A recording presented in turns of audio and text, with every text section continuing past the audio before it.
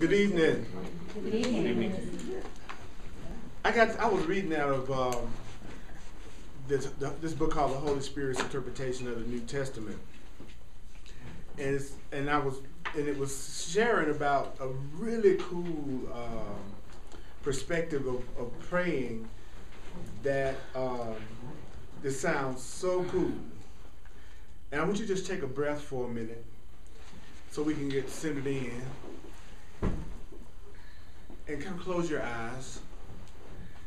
Take a deep breath. Remind yourself that you're safe now. That right now you're safe. Right now you're safe. Empty your mind now of all you thought was true. Empty your mind now of all you thought was true. Empty your mind now. Empty your mind now of all you thought was true. Empty your mind now of all you thought was true. Accept the grace and peace of God as your true inheritance. Accept the peace of God as your true inheritance. I pray for you means I know who you are, and I know who I am, and I know what we are together. So when you say to someone, I pray for you, it really means you're saying, I know who you are, and I know who I am, and I know what we are together. I know who you are, and I know what I am, and I know what we are together. I pray for you means I know we are not separate, but connected through God, which is mind and spirit. I know we are not separate, but connected through mind and spirit. I pray for you means I know we are not separate, but connected through God, which is mind and spirit. I pray for you means I recognize our oneness, and I recognize that as I ask for you, whatever I ask for you, I too shall receive. I pray for you means I recognize our oneness, and I recognize that as I ask for you, I too shall receive. I pray for you is a statement of faith that all you see and sense and experience is not all there is. All you see and sense and experience is not all there is. All you see and all you sense and all you experience is not all there is. I pray for you is a statement of realization that effect is the result of intent, and intent can be affected by you. There are no chains on mind or spirit. There are no chains on mind or spirit. There are no chains on your mind or your spirit. There are no chains on your mind or your spirit. There are no chains on your mind or your spirit. There are no chains on your mind or your spirit. Therefore, there is nothing to fear. Likewise, there are no limits. There are no limits. There are no limits. There are no limits. There are no limits. There are no limits. There are no limits. There are no limits. There are no limits. There are no chains on mind and spirit. There is nothing to fear.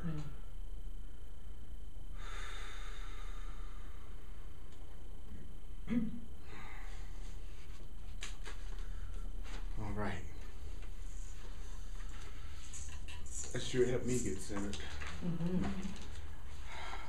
So we're going to be in Course of Love on page 254.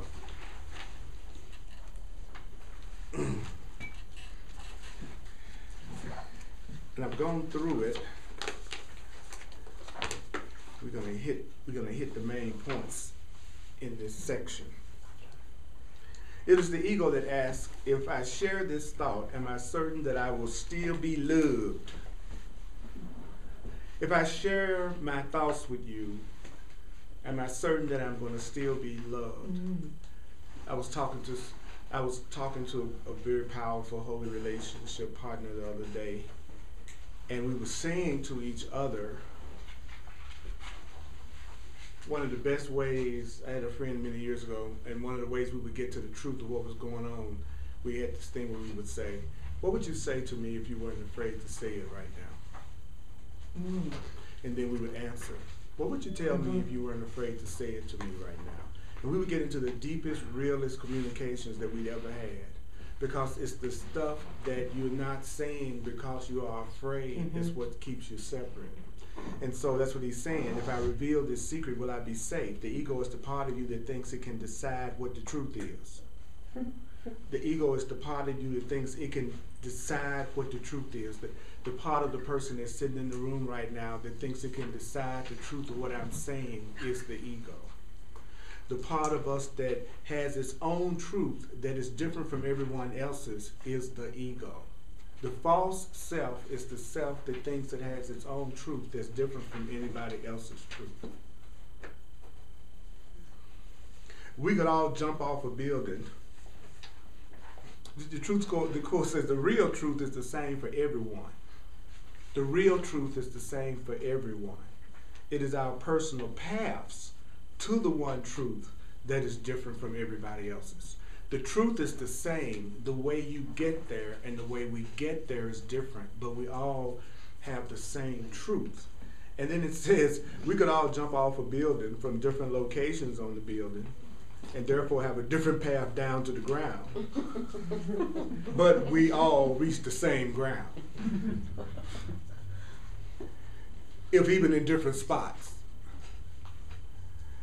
Down to the ground, but we are all reach the same ground, if even in different spots. The truth is the same ground. You don't really have your own ground.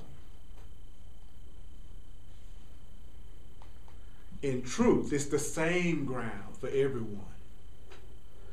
No matter how we try to divide it up with illusionary boundaries, it's the same truth for everyone. That is why many Indians thought the concept of owning land is insane.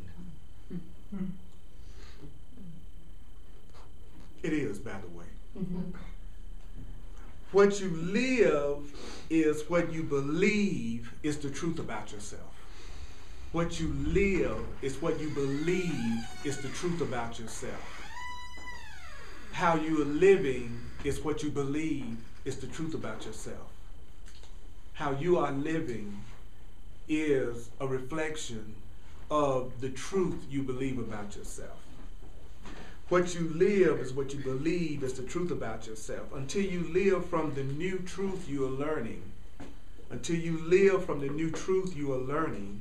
your beliefs about your identity will not be corrected. Until I start to live by this truth that I'm studying, my beliefs will not be corrected until I start to live by the new learning that I'm studying. So that was 31.16. That's what I got at 31.16.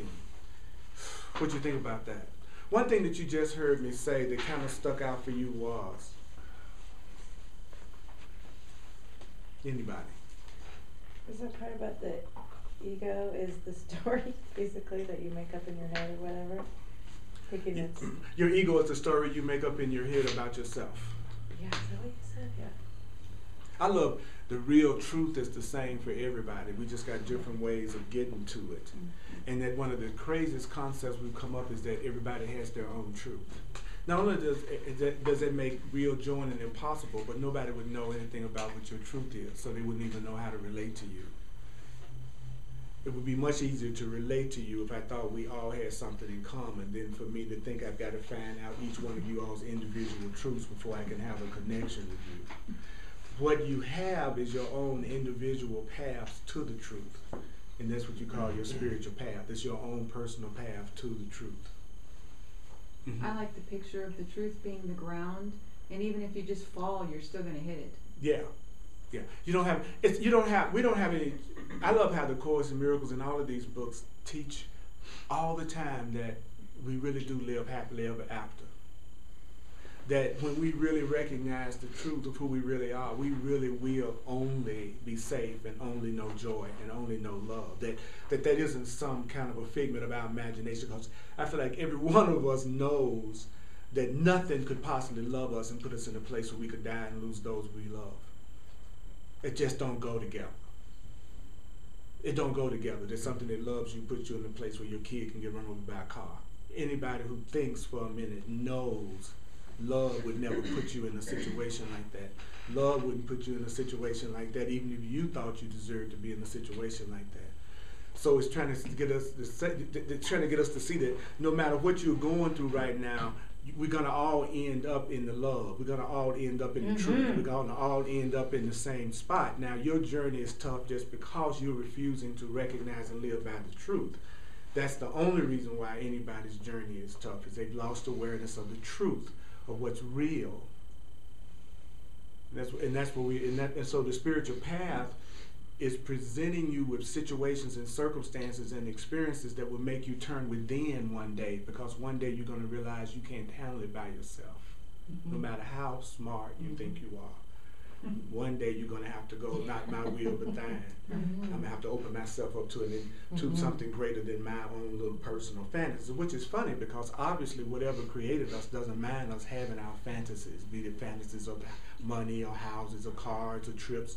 There's nothing that intervenes with your vacation, but maybe the way you feel about it and thinking you don't have enough money. There's nothing intervening trying to stop us from experiencing anything we want to. So therefore, it's obvious that whatever created us doesn't have a problem with us having a car.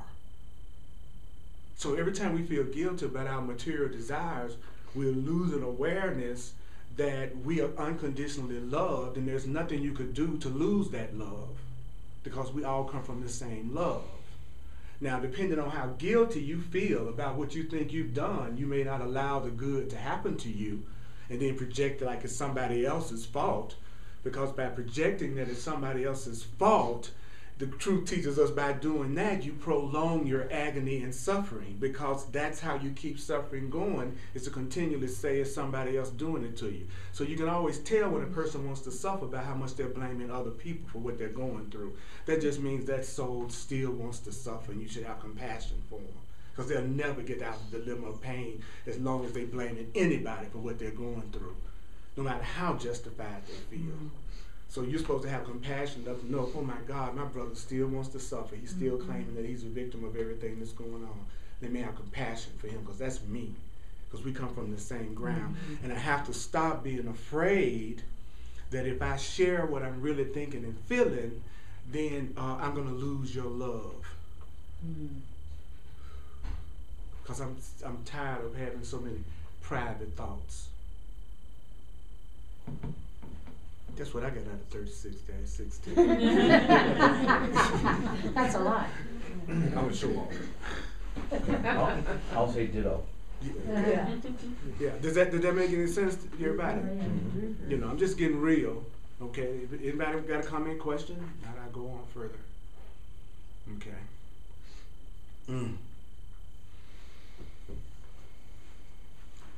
I'm kind of like, I'm kind of blown away at the last 5 or 6. Well, since the last time I saw you all, I've had so much happen to me that and it was so good and so loving and so off the chain that I'm just, you know. Yeah, when I went to the East Coast to speak last weekend in Chapel Hill, North Carolina, and from the time I took off in the airplane to the time I came back Monday, it was just one loving, acknowledging, recognizing, cool experience in person after another, in this gorgeous part of the country where right now it was like in the 70s and it was all green and lush like it wasn't. And I'm experiencing all this. I mean, even down to the person I was supposed to meet when I landed in the airport, I hadn't really talked to her and worked out the details of where we were going to meet. And I realized that as I landed. So I gave it to the Holy Spirit, and I said, Holy Spirit, decide for me, you know. That's what I do. And so I walked out of the airport, and as soon as I walked out of the sliding doors, this car pulled up, and just like that. As soon as I walked, and she said she was looking for me, and she just, and so she just, and I walked out of it. From that point on, it was like, then I was taken immediately to this big ass beautiful house. And I was like, good God Almighty, I live in a closet. I have to sit like this to eat dinner. And some kind of Caribbean meal, and telling me about the, you know, how much they were looking forward to me being there, and had been watching the videos and telling me what they were seeing on the videos, and that one of the reasons they wanted me to come there to speak was because this guy named Kelly Love, who pretty much got the whole Course in Miracles stuff going in that part of the country right there, was speaking of me all the time because of an impression he got of me when he saw me speak about 13 years ago or something. He had been talking about me, and he made his transition. And so after he made his transition, sort of to honor his energy, and they knew how he felt about me, they invited me to come speak that weekend. And so I'm sitting there at the table just receiving lots and lots of love, and people were excited, and they had really nice Unity Church, and I was going to speak at the 11 o'clock service, and I was going to do afternoon workshop. They did a whole workshop on Saturday. Then I left that house after the dinner, went to a house that was bigger than the one I left. And that's the one I was going to be staying in, the master bedroom. You know, I'm sitting there, you know, like, whoa, thank you, God, thank you, God. Thank you. Just like I said, after I get through being with you. Thank you, God, thank you, God. And my body felt like the ultimate crap of the universe. My body was so sick. It was like my ego was freaking out. So it was trying to stop the one thing that was most important, which was for me to speak. So immediately it grabbed my fear grabbed my throat, and my sense of not believing I deserved it, and something I should be afraid to have. And then I was aching all over, and I was like, that's a defense against the truth. This is just a trick of my ego to make me think I don't deserve this as the holy child of God. This is just a trick to make me think I don't deserve to have love like this and recognition like this. This is a resistance to me having what I say I want. It's my call for God. It's my call for love. That's what I talk about, you know. And let me see if I can go to Walgreens and get some flu and congestion medicine, which I did as a symbol of my willingness to be healed. Like the Course in Miracles said, you take medicine and you do external healing things as a symbol of your willingness to have the situation resolved. So I knew it was going to be God that would heal me, but I needed to show that symbolic willingness to be healed by, first of all, telling the truth. It's a trick to make me forget I'm the holy child of God, and that I'm invulnerable, and I'm innocent, that I'm spirit, and that I'm love. That's the first thing I do, is tell myself the truth. Then I go do the illusionary worldly stuff as a symbol of my willingness to be healed. And then I didn't keep any secret thoughts. You know, it's like I was honest with myself and honest with the people around me about how I was feeling. Like the next morning when I went to do the workshop, and it just generated more love. Then I was supposed to speak at the Sunday morning service, and they had a larger crowd than usual. And I was getting ready to speak, and the only thing the Holy Spirit had given me was the title of my talk, but nothing I was supposed to say. And so the title of the talk was How to Do Spiritual House Cleaning. So the title came to me, How to Do Spiritual House Cleaning. And then after the workshop on Saturday, had this big, huge, humongous gathering for me that the people could come and just meet and greet and hang out with me and talk to me and stuff. And it was like this beautiful spread of food that was unbelievable. It was 3 astrologers there, and all of them wanted to do my chart. So all of a sudden, they had 3 astrologers telling me about my chart, which I thought was cool. And everybody debating and talking about it and talking about the course. And so I'm getting ready the next day to get ready to speak and don't know what I'm talking about. And so I'm sitting up there, there's like they're singing and they're doing their thing. It's just about time for me to get ready to do the message, and I'm saying, Holy Spirit, I'm waiting for you to arrive, because you always do my classes. I don't like to do that. You know me. I'd rather just read. And so you always been the teacher through me all these years, but I don't know what I'm gonna say. And I was like going through the book, trying come up with last minute little things I knew I could talk about because I've done this so long. You know, then it was time, and I got up on stage. The first thing I did was stood up on stage and looked at the crowd that was sitting out there very intently because people had just gotten this incredible introduction they had given me that put enormous performance anxiety. So I'm like, boy, they just gave me the great. I went to this conference in San Francisco, and Earl Purdy spoke the first time, and it was a nice crowd. And the next time, the word got around how good he was. And so when I came back to see him the second day he spoke, there was no room in the room, and people was all out in the halls, and there was standing room only, and they couldn't bring chairs in. And that really happened. So I'm hearing all this stuff, and then it's like, but it's always the Holy Spirit. So I don't always know what I'm saying. I never really know. And so I got up there, and the first thing I told him was, you know what? I'm waiting for the Holy Spirit to show up, even though it's not in the time. It's such thing as time, but I'm waiting for the Holy Spirit to show up. Because I don't know what I'm going to say to y'all. So, and then just when I said that, I didn't know. Then all of a sudden, everything that I needed to say came through me to be said.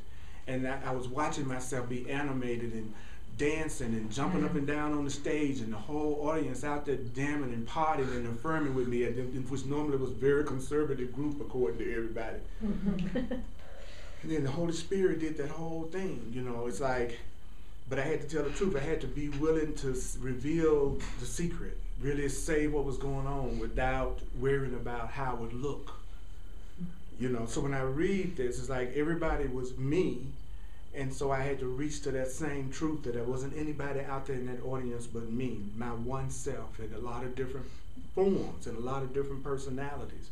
Just like I look at you. I look at you as being, every time you're looking at me, in my mind, I'm looking at it like I'm looking at myself from the standpoint of my own projections.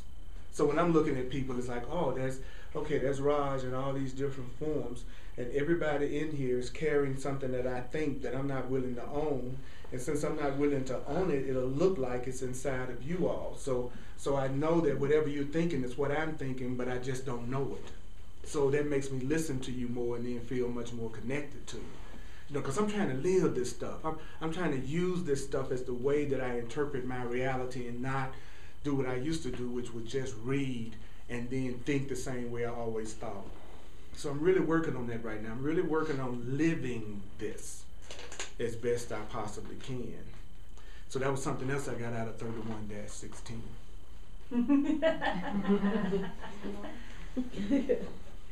Then I came back. Everything went smooth. Everything went so friggin' smooth. And I felt physically better after I told myself the truth and took the medicine. Then I come back here, and then I see you. You know, and that's just tipping of the scale. You know what I'm saying? I hadn't had all the love I can stand. Now I'm looking at y'all, which is more. You know. It's interesting for me teaching the Course in Miracles because I never know who's going to be here really. And that's where my ministry has always been. It's always been I never know really. And so I've had to just trust and trust and trust and trust and trust and trust and trust and trust and trust and trust. I don't know when I'm going to get it. I've seen the Holy Spirit come through over and over again for 30 years. And sometimes I still will doubt. And it just blows my friggin' mind. Y'all know what I'm talking about. You get blessings over and over and over again. But then the next one, your ego said, well, your time has run out. That was the last. That was the last one. That's what my ego does. I know. My ego likes to tell me that it's taken everything I've ever done that wasn't cool, and that I got away with, and then it's going to save all of it up to the end of my life. So all my worst days are going to be my last days. Everything else was cool, but I'm going to pay for it right at the end. So, you know, do you have a voice that is always telling you how to avoid stuff that might happen to you or what you need to be on the lookout for or something to be afraid of? Yeah. So all of a sudden I was hearing all these voices, and I was noticing it was telling me one thing after another to be concerned about. And all of a sudden, that the weirdest thing happened.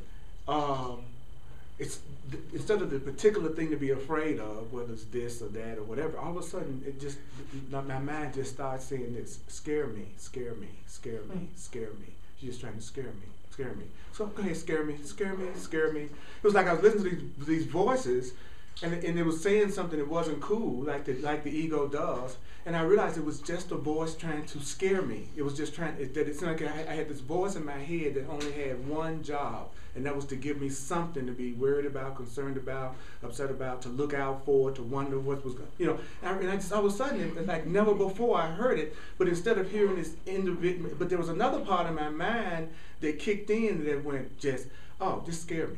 Just scare me, scare me, scare me, scare me, scare me, scare me. And I realized that that's all that I've been trying to do, was scare myself, to stay separate from God, because it's only through fear that you can stay separate from love.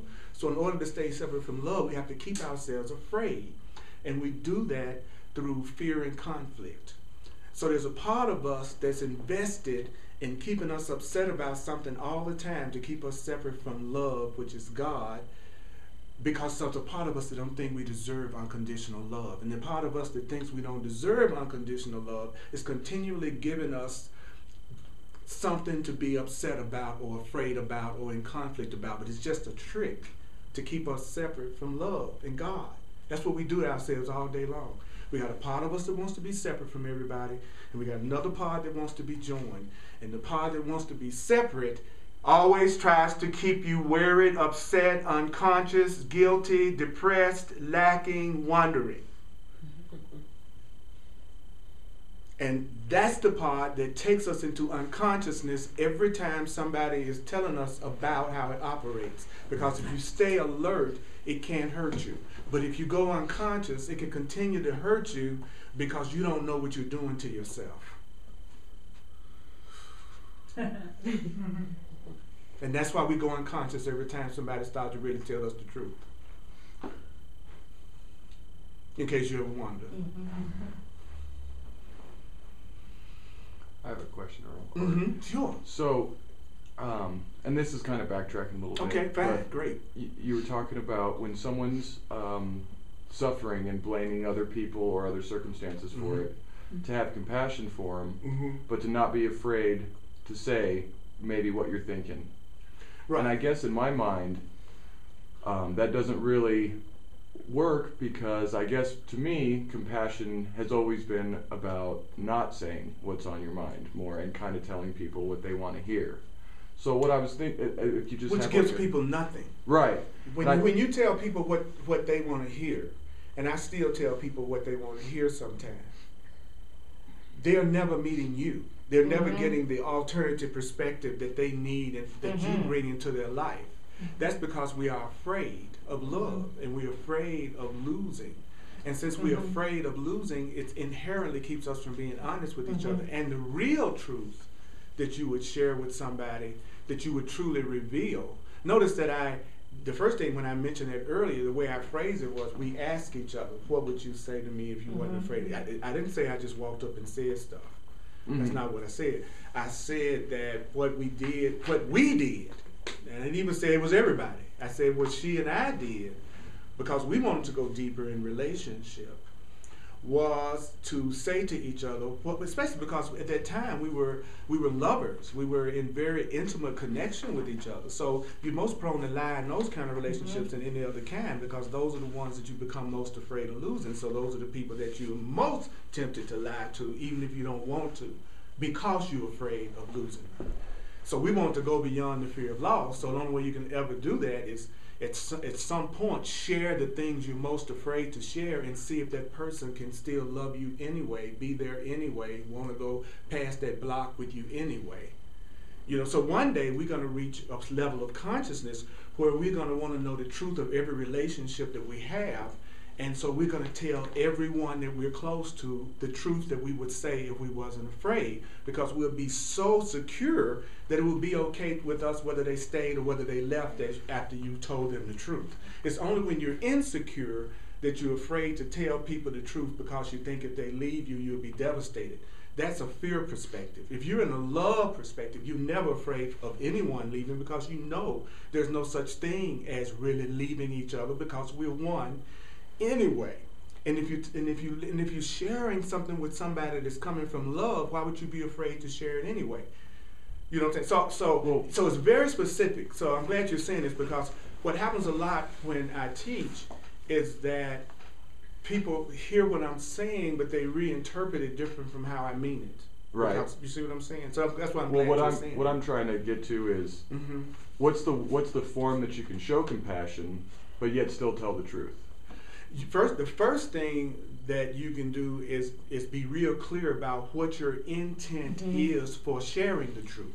If you are clear that you're sharing the truth because this is an act of love on your part, even if it's scary, that is sharing with compassion, because you're coming from love, and you know whether or not you're coming from love and coming from fear. Like, you know when you're getting ready to say something to somebody, and you know you're upset before you open your mouth. You already know when you're upset before you open your mouth. You already know when you're not feeling peace before you open your mouth. So you'll eventually get to the point that if you know you have that twinge of anger, if at all possible, you know that's not the time to talk. Yeah. And so what you'll do is breathe and go for a walk, and you'll stop that age-old ego practice as much as possible of trying to settle things when you're mad, or trying to communicate with somebody when you're upset. That's what the part of us does that still wants to keep the separation going, because that's just like adding gasoline to the fire. So that makes y'all even more separate than ever, because both of y'all are angry, which the Course says means your perception is distorted, which means neither one of you all are seeing anything clearly. So the possibility of misunderstanding each other is greater than any other time, is when you're upset trying to settle something. So people who insist on settling things when they're mad are people who want to separate and attack each other. So the sharing it with compassion. Now, if it was me, it's like if I wasn't really clear that this was what I should do right now, because I have a lot of questions about it, then I wouldn't do it. Because very few things are life or death. We almost never deal with life or death situations as a whole. So most of the things that we insist are important and need to be talked about and handled really aren't. It really don't make any difference whether you really ultimately say to that person anything at all if it's not life or death.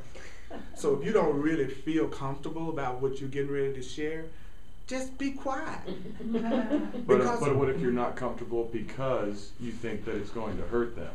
You're not comfortable saying it because it's the truth. But it's not. But you're not. But it's not. It's not the fact that you're. I'm glad you're saying this. It's not the fact that you're saying the truth that's the issue. What's the issue is the energy behind what you're getting ready to say. That's the only thing that matters. Words are meaningless, and I'll tell you why. Because everybody's going to give a word the meaning they are going to give it to it. So no matter how carefully you would try to explain that to that person, if they wanted to interpret it in a way that upset them, they're going to do that regardless of how careful you try to be. So that's why it's so important for you to be coming out of a peaceful space. Right. If you could come out of a better place, you could set the precedence of, I'm not trying to hurt you, or I'm trying to come in a loving way to say this to you. But still, most of the time when someone's complaining about someone else or some other situation, if you don't agree with them and tell them for you, they're going to feel hurt by it. You are not responsible for other people's feelings and reactions. What you're trying to do is impossible. It's impossible. There is no way. So just let it go, you're saying? No, what I'm saying, all I'm saying is be real clear about what your intention is. Right. And if you don't feel peace, and it's not absolutely necessary because it's life or death, right, then it would be best to wait until you had gotten so much more centered that you didn't have any fear about sharing it. Or maybe if they ask. Even if somebody asks, I'm still going to check in with the Holy Spirit and say, what should I say? Should I say anything? Because sometimes that can be just a setup. For somebody to ask you, this can also be a setup. So you have to be so there is no rule, no cut and dry rule for how to behave, but there is a cut and dry rule for how to see things, which means that in every situation is different. So therefore you have to ask for guidance in every situation. But my personal rule from reading all this stuff is, if I'm not coming from a place of peace, if at all possible, if I haven't already lost it and just did something stupid, because I do sometimes, then be quiet, Earl. Be quiet. And I have never regretted that. There has never been one time that I was quiet because Spirit told me that I wasn't feeling peaceful, just be cool right now, that I regret. But I can tell you time after friggin' time that I've said something out of anger that I'd give anything to be able to take back today. So I'm telling you, even though the ego says, well, you know, you're not standing up for yourself, those are all setups. All that's a setup, because peace is stronger than war. Or even you thinking you could help them. That's the first illusion. That was the first thing I was getting ready to say to you, was that as I mature in my spiritual growth, I realized that the best thing I could do is not correct anybody at all, as seldom as possible, and just give them to the Holy Spirit. Because if I want the Holy Spirit, if I want the higher power, but now hear this, if you want the higher power to help you and heal you and take care of your problems or situations, then why would you try to handle somebody else's? Wouldn't the most loving thing you could do be to give them to the Holy Spirit too, and give their problems to the Holy Spirit too? Why is it that you want to give yours up, but you think it's your responsibility to solve somebody else's? That's a setup. As a matter of fact, it's a lack of faith. If I'm trying to give myself to God and my problems to God, but then I'm turning around and trying to handle yours and correct you, then I'm not giving you to the same power I'm trying to give myself to. So how could that be loving? I want to give myself to something greater than me that I want to be guided by, but then I'm going to turn around and think I got to solve your problems? That's the ego again. So the ego is going to, the things I'm saying, the ego in us is not going to like. So I'm not even concerned about that. The part of us that wants to be separate, the part of us that wants to keep our pain going, is not going to like what I'm saying right now. And it's going to try to take you out. And that's okay. It's all right. It tries to take me out too. Because if you hear it, you'll stop hurting yourself. But if you don't love yourself, you don't want to stop hurting yourself. So you have to not hear it to keep the pain going. It makes perfect sense why people go. But if I was talking about how to manifest a car, or a trip to Hawaii, or some brand new clothes, or the brand new soulmate, zoom! Because the ego knows it can use all those things to keep your sense of separation and fear going.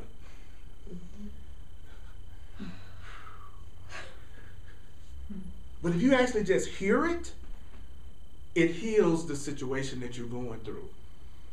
It's weird, it's amazing. Let's see what the next paragraph inspires. Thank you for asking that, brother. You know, thank you. So if you talk about compassion, and I've always used compassion to be a thing of that you tell someone what they want to hear, kind of. You know what I mean?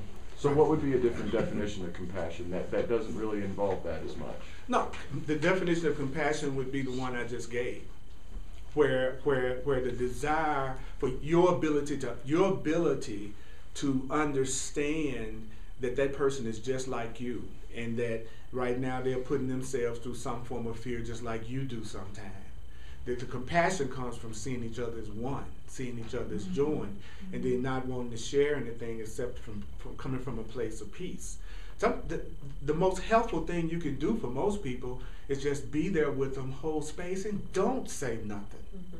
That's what I'm saying. That's the ego that makes us think, how do you know what's the right thing to say to somebody? How do you really know what's the best thing to say to anybody? That's just our own ego telling us that. Some of the most kind things you've ever thought you ever were doing for somebody, they might be in therapy this very day to try to get over what you did. And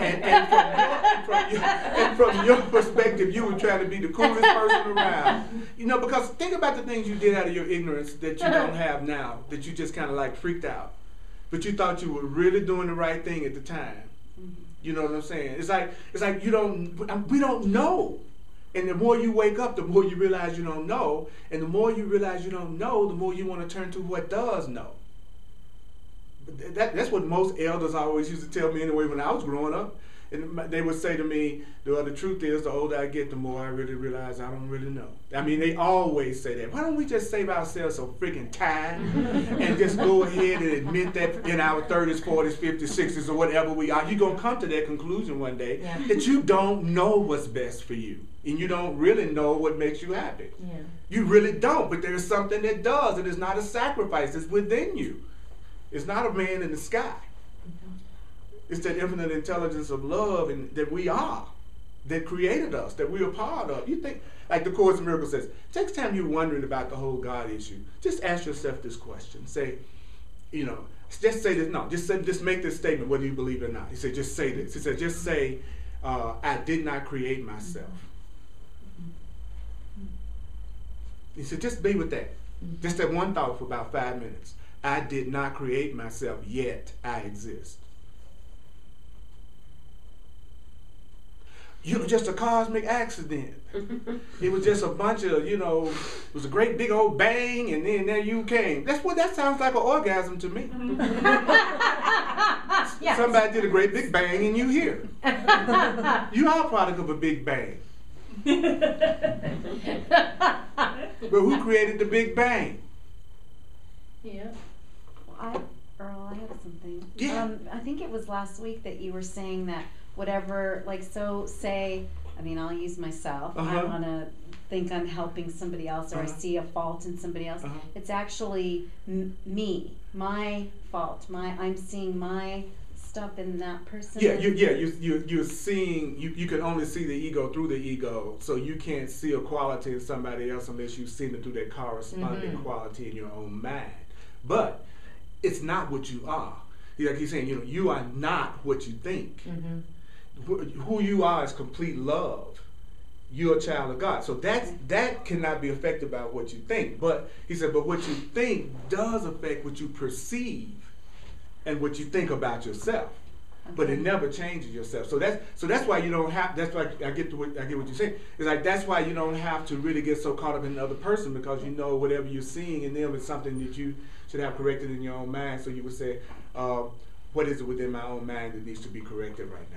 Right, and that's what I was going to ask. So really, if whenever I'm so inclined to maybe try to help somebody, I would really go within and just go to that love, to that ask spirit for myself. And in that way, since we're all connected, I'm actually, it's... Yeah, and sometimes you may be told something to appear to do on the outer as a symbol of your will. Remember, the symbol of your willingness to be healed. So again, I'm going to keep saying that the main lesson is to go within to ask inner guidance.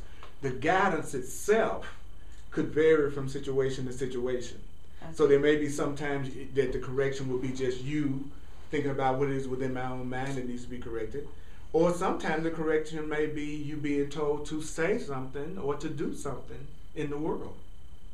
Because the inner and the outer is the same anyway, so what difference does it make? What I'm saying is be open to guidance. And then by not putting limits on how guidance works, you create the ways that the answers can come to you. See, if I say I don't know how to get downtown, then all kinds of ways to get downtown can come to me. But if I say the only way to get downtown is down Colfax, then I've cut off all the other ways I could get downtown, and if someone tried to tell me, I wouldn't want to listen to it. 13th Street, what you talking about? It's Colfax. You see what I'm saying? So every time you think you know, the only thing that happens is you cut off all these alternative ways that you could receive things a lot faster and a lot easier. It's not a smart move. I know it isn't a smart move at this level, because we don't know at this level. There's not a person in this room can tell me exactly what they'll be doing an hour from now, exactly in detail. Where they'll be standing, how they'll be standing, what they'll be leaning against, what they'll be sitting on, who's going to be around them, who's not, what you're going to be saying. I would love for somebody here to be able to tell me that if we know everything. We don't, right? Okay, good. So that means we could ask. And we could get the answer because we know we don't know. It's the people that think they know that don't get no answers. I'm still confused. So that's been on my mind all week. And I found myself being very awful. And so I tried to say, what is it in me that feels this about that person that sees it in myself, and I couldn't get around it because what I was saying about this lady, which I was mad, but I was saying Okay, that so she was your perception was distorted. right, Okay. and I was saying this is horrible. Okay. Horrible. Oh, it's okay. I was saying I was like, she's nutty. I bet she collects dolls in her home and they come alive at night and like Okay. pick at her and like she just looks like a big doll and she's bipolar and Uh-huh. psycho. Uh-huh. And I don't even like dolls. And I don't think anything bipolar about myself and like so I was trying to do that Every quality that you saw in her is in your own man. Yeah. See, the ego wants to deal with the form. The form is, I don't like dolls. That's not the issue. The issue is the quality of mind you saw in her, whether it was you seeing her as being insane and crazy. Okay, that's what's in your mind. You have crazy thoughts. You have insane thoughts. But aren't I just doing my fear? It doesn't matter. The only thing that's important is for you to recognize that everything that's making you uncomfortable is coming from your own mind and your own meanings that you're giving to everything around you. Your unhappiness was not coming from her. Your unhappiness was coming from what you were telling yourself. That's the only lesson. The only lesson is you're the one that's making yourself feel bad. That's the only lesson. Well, not because horrible guilty. Well, okay. So you're still the one making yourself feel bad. I know. Okay. So to empower yourself. In other words, like, think about what's to feel guilty about. You didn't do nothing to her. She didn't feel. She didn't feel one single nasty doll thought you had. She didn't feel. I want you to get this, Bergen. She didn't feel anything. You didn't do anything. Ego, then. It doesn't matter. It doesn't matter. What you need to recognize is you didn't do anything to her. So therefore, there's no need to feel guilty. So now if you feel guilty, the only reason why you feel guilty is because you want to punish yourself.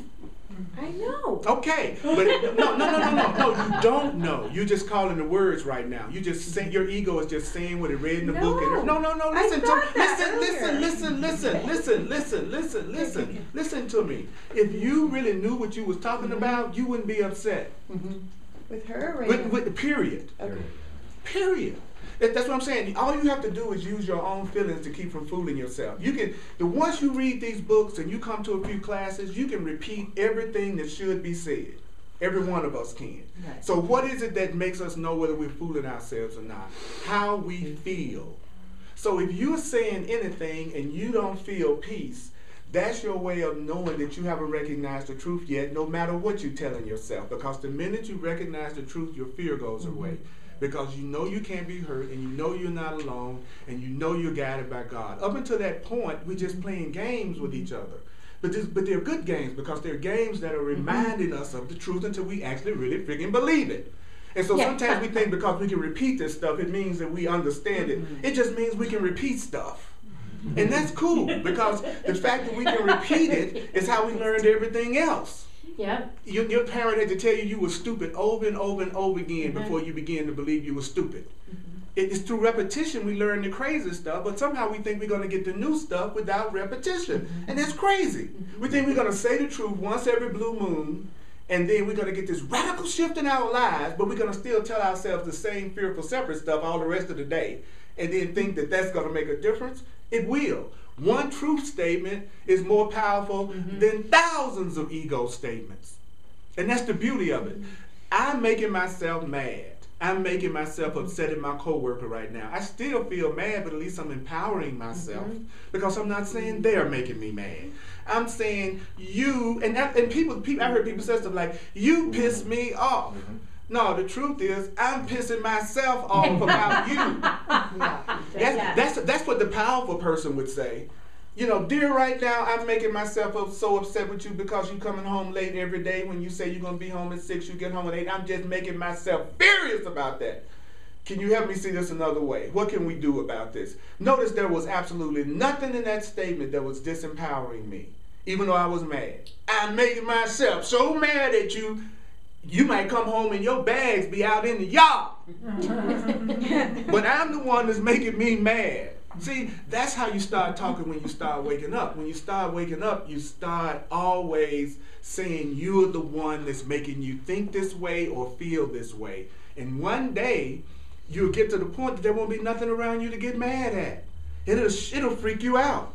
All of a sudden, you realize there's nobody doing anything to you, and you're still upset. Yeah. And you're still depressed, and you're still miserable, and you still want to kill somebody, and ain't nobody doing nothing. That's good. That's a great stage. You're growing. That's great. I'm happy for you. Because that means you're right next to the next stage, which is when you realize you're doing it to yourself, so you stop. Because you go, oh, I'm doing it, I stop. Yeah, Earl, it's you that, Earl, I'm going to tell you this, but it's you that's smacking your, but no, it's not, it's Cheryl. Every time I'm around Cheryl, that's when I feel this feeling. No, Earl, it's you slapping. I don't even see my hand. What you talking about? You know, I'm going to tell you over and over again, Earl, it's your hand, it's your hand. It's my hand. I don't believe it's my hand. I believe it's my mama, the way she treated me when I was a kid. No, it's your own hand. It's smacking me. And then I keep, so Earl said to yourself, I'm smacking myself. I'm smacking myself. I'm smacking. I don't believe that's my mom. No, say it, Earl. I'm smacking myself. I'm smacking myself. And now that's the truth. I really am smacking myself. So everything's going to help me see that really quickly because it's the truth. And one day I go, oh, hell, I'm smacking myself. Then, because there's nobody out there smacking me, I'm no longer smacking me. So now I'm in bliss consciousness. Now I'm in peace. Now I can see things clearly. Now I know what's really going on around me. Well, I think the spiritual message that I've gotten in other programs is that Other programs? Yeah. There is no. Sorry, is that wrong? No, it's just that when you bring a lot of different teachings into this one, it makes it more confusing to hear what this one is That's saying. why I'm saying that Yeah. I'm confused. Right, because that's what I'm saying. But You're trying in to these fit it other- into your thought system. Yeah, but Stop that. okay, but let me just tell you something so that you can tell me what I. I want to go on with this now, though. I really do. I want to keep on. I want to cover more than one paragraph. So what I'm trying to do is discipline myself to limit the amount of time that I focus on any one issue so that we can still push forward. So it's not a disrespect to you. It's just that I want to go further in it. Is it okay? Mm-hmm. Okay. All right. 31-17. You are relearning who you are.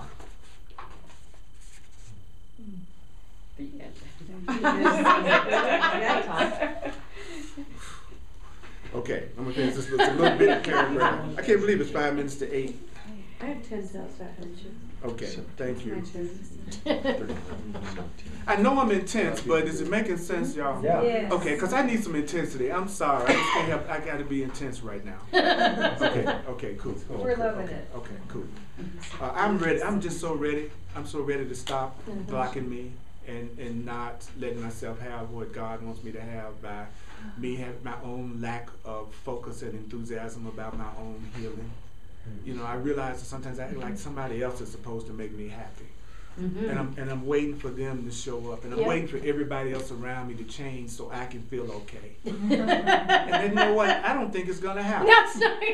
I don't know. I'm just guessing about it, but so far it don't seem like that plan It's not works. working out. It don't work. It's not working.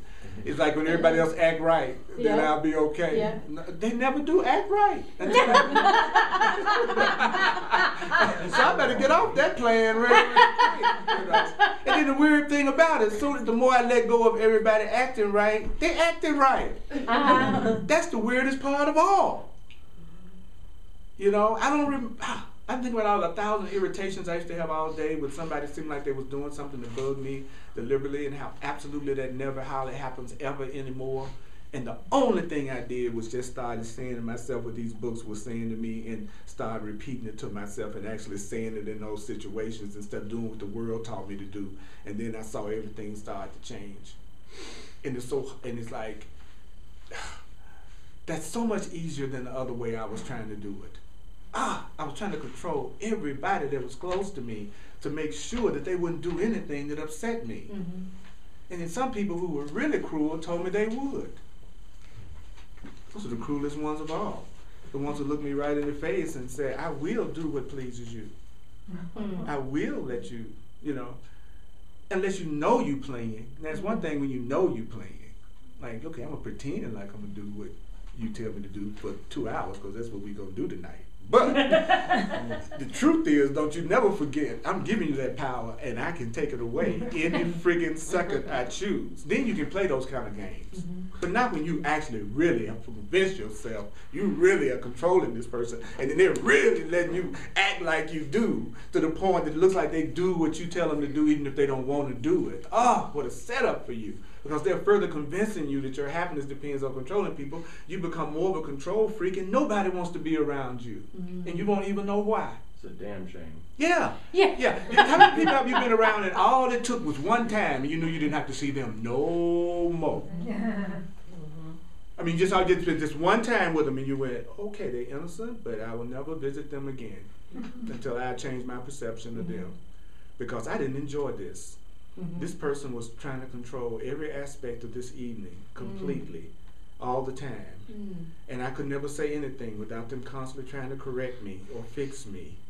And it's like, no joy here. Never asked me a question about myself at all. The whole conversation was about them the whole night. Or somebody they're upset with. And those people will fade out of your life, and before you know it, you won't even have people that make you mad even around you. I'm telling you, you'll wonder what happened to them. And you'll be in the same situations in some situation. You know, when I worked for the AT&T one time, I was a customer service rep, which is the most challenging job on earth, is to be a customer service rep for anything, because people use you as a projection screen to get all their stuff off, so they're mad at their husband, they take it out on you. They're mad at their job, everybody who's got something to take out, they take it out on service people. Service people is a high profession. Those people have the ability to transmute bullshit at a level you never could imagine, because people bring it to them constantly. Projecting on them, and that was too fast, and that was too hot, and that was, you know. So every time something would come up, I would say, I just want peace. I'm going to do whatever's going to give me the most peace. They look at me and they would go, what? I said, I just want peace. I'm just going to do whatever's going to give me the most peace. That's right. I don't do what's right or wrong. I do what's going to get the most peace, as best I know. And so they got to the point, they heard me say this much, so they started calling me Peace. Yeah. My nickname on the job became Peace Purdy. So all day long, people would say, hey, Peace, can you come over here and help me out? Peace. Now look at all of a sudden, look at what was being projected on me all day long. Peace, can you help me out? Peace, man, what's going on? You crazy? Peace, peace. That was in the workplace. So when I hear people say you don't live in the real world, that you're not on a job like everybody else, it's when I was on the jobs in the world that I saw the truth work the fastest and the quickest. It's harder to do it with people who think they're in the truth. It's easy to do it with people in the world. They're so glad for a little bit of kindness and understanding and compassion. They don't even know how to deal with you. And as long as you know they only just need a little bit. You can't hang around all the time. You just got to touch people lightly. You know, and then you'll see your whole work environment transformed. Your whole work environment. Because they're not used to somebody listening to them.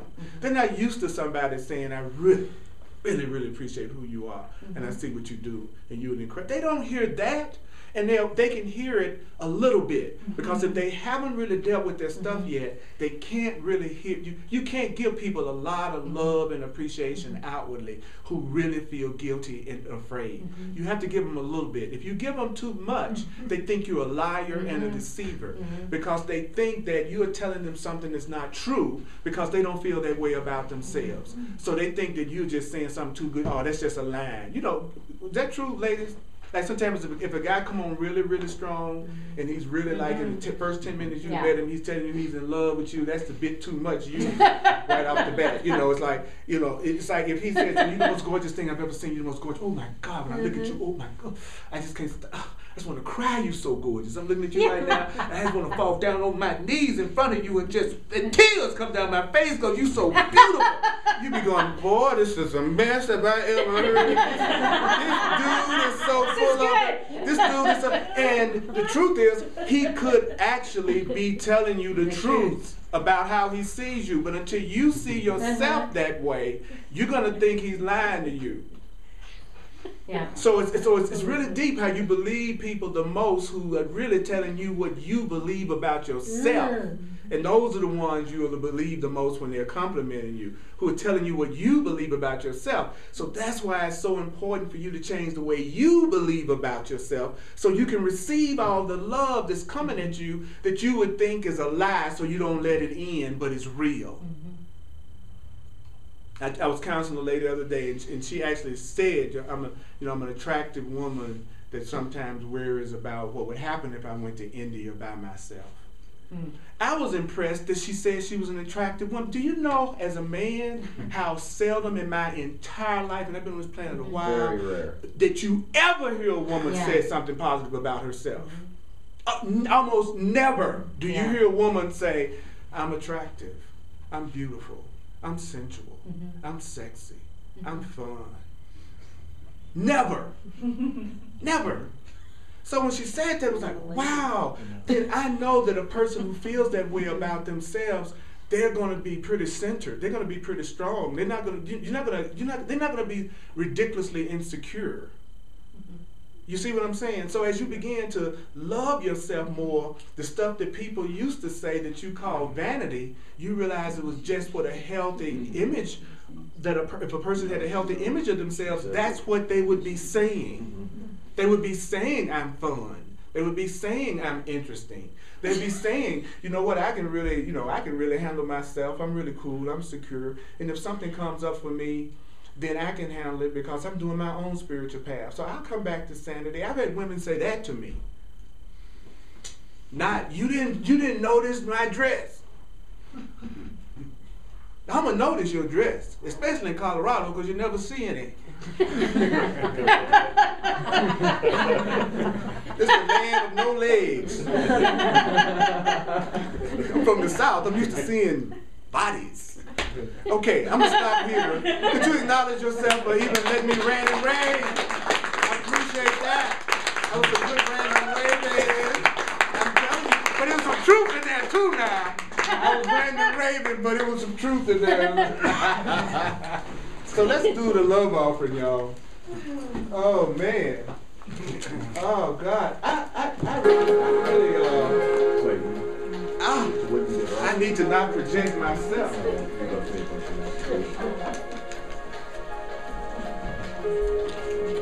Thank you for sharing. Thank you for sharing. Thank you. That's what I'm talking about. Well, I'm being too optimistic. All right, now. Where's the bathroom? No, it's coming around. Oh. Okay.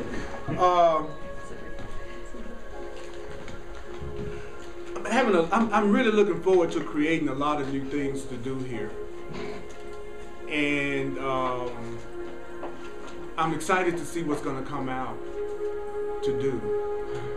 And so I like your prayers, which he said would be what? I love that. I want you to pray for me. So to pray for me, you would say something like, I know who you are, and I know who I am, and I know what we are together. I know who you are, and I know who I am, and I know what we are together. I know who you are, I know who I am, and I know what we are together. I know who you are, I know who I am, and I know what we are together. Can we say that? Okay. Whoever feels like saying, some of you might just want to listen. That's okay. I pray for you means I know who you are, and I know who I am, and I know what we are together. I know who you are, and I know who I am, and I know what we are together. I know who you are, and I know who I am, and I know what we are together. I know what we are together. I know what we are together.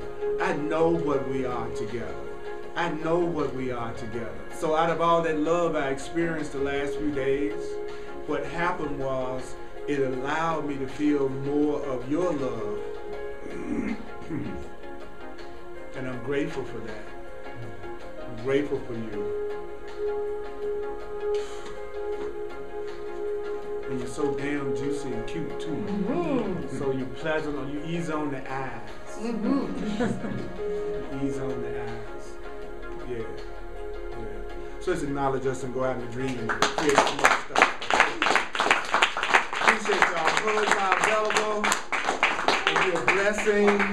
Try to take away one thing you heard tonight. Just one thing. Not everything. Just one thought. Just one. Which might be breathe. Don't talk when you're upset. If at all possible. And if you do act a fool, that's your call for love. That's just you wanting love. That's your call for God. And we're going to make them sometimes. We're going to act crazy sometimes. We're going to lose it sometimes. We're not going to always be nicey and kind sometimes out of our fear. So we have to be gentle with ourselves if we want to pull this off. You're not going to feel peace all the time on the way to feeling peace all the time. But you're going to start feeling it more and more and longer and longer. But when you lose it, it's going to be just like any other time you've ever lost it. Okay? It's not like a higher losing it. You'll be losing, you'll just be crazy as you ever were, but you just be doing it for 5 minutes where you used to be a couple of days. Yep. You find in 2 hours you over something that you used to be into for a couple of days. So be gentle with yourself. And if you find yourself punishing yourself all the time, remind yourself that you're innocent, because that's why you're punishing yourself, because you feel guilty about something. And so just ask for another way to look at it. Okay. So be it.